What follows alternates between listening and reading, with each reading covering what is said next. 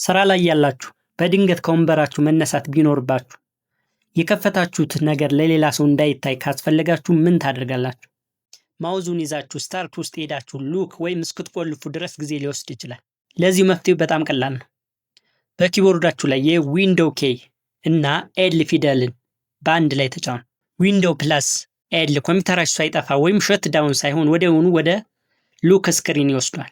ጥቅሙ ምንድነው? ይህን ዘዴ መጠቀም ለምን ይጠቅማል? ፈጣን ነው። በአንድ ሰከንድ ውስጥ ስክሪኑን መቆለፍ ይቻላል። ሌላው ጥቅም ሴኩሪቲ። ከኮምፒውተራችሁ ስትርቁ የፈለጋችሁትን ፋይል ወይም የግል መረጃ ሊሆን ይችላል እንዳይታይ ይከላከላል። ሌላው ጥቅሙ ስራን አያቋርጥም።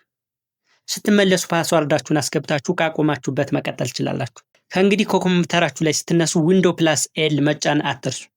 ይህ መረጃ ጠቃሚ ሆኖ ካገኛችሁ ለጓደኞቻችሁ ሼር አድርጉ።